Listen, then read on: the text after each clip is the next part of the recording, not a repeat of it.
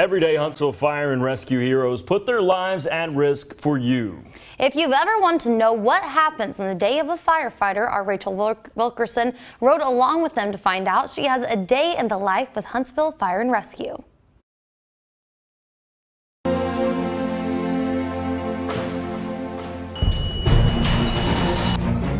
A day in the life with Huntsville Fire and Rescue is unpredictable, but before putting their lives on the line to save others comes morning duties.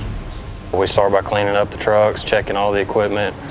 We clean up the truck room, make sure everything's in order so that when it's ready to go when the alarm does go off. This morning we were eating breakfast. You don't have time to do anything, you're gone.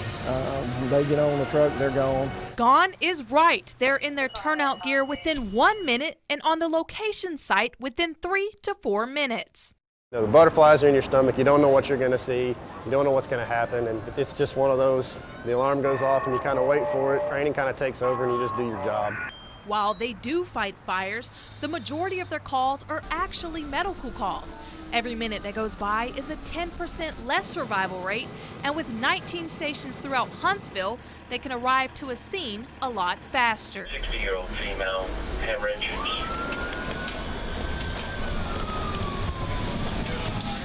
It doesn't matter what you're doing when you're here. When the tones go off, you've got to drop what you're doing and get on the truck. In the midst of responding to calls, they are also required to do a minimum of 2-hour training each day, whether it's at the station, online, or at another location. Huntsville Fire and Rescue members are on the go year-round. They work 8 a.m. until 8 p.m. the next morning with 48 hours off, sometimes getting up multiple times in the night. Go home, set your alarm clock for, go to bed at 10, set your alarm clock for 12, get up, walk around your house, go back to bed, set it again to go off at about 2 or 3, and then set it in to go off about 5. That's what it's like to be a firefighter. A third of their life is spent at the station, and they sacrifice missing family events and holidays. What y'all do today? It's hard being away from the kids, especially when my son had baseball practice tonight and I had to miss it.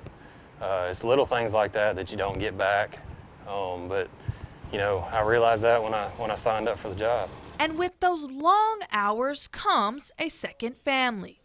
It's a brotherhood. I'm here for 24 hours. Even though I'm off for 48 hours, my little boy's in school, my wife's at work. I still, I spend more time with these guys than I do my own family at home.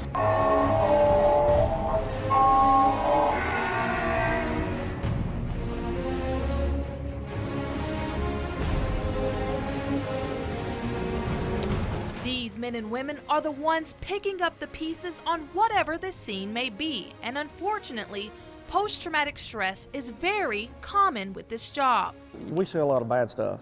We go to car wrecks, we go to medical calls, we go to shootings, we go to stabbings, and in your career you'll see a lot of bad things. The hard part about it probably is when you see the things that you can't get out of your head, and you don't carry it with you for that day, you carry it with you for the rest of your life, and I think that's what some people don't really understand is the things that you see and the things that you do, they kind of shape who you become. It does change your outlook on stuff, especially having a son now. I'll hold him a little longer at night, or it's harder to leave in the mornings than it used to be. Although they don't know what each day will bring, their passion to serve the community remains the same. We have an opportunity to see people at their worst, to see people at their best, and we get paid to help people. It's just the most fabulous job ever. Thank you, Huntsville Fire and Rescue, for all that you do. And if you're interested in becoming a firefighter, Huntsville is holding its first informational meeting in June. A date has not been set yet, but we'll keep you updated as we receive more information. Putting Valley first, Rachel Wilkerson, WZDX News. All right, thank you, Rachel. And of course, every month here at WZDX, we honor our Valley's first responders. You can nominate who you think it should be over on our website at rocketcitynow.com.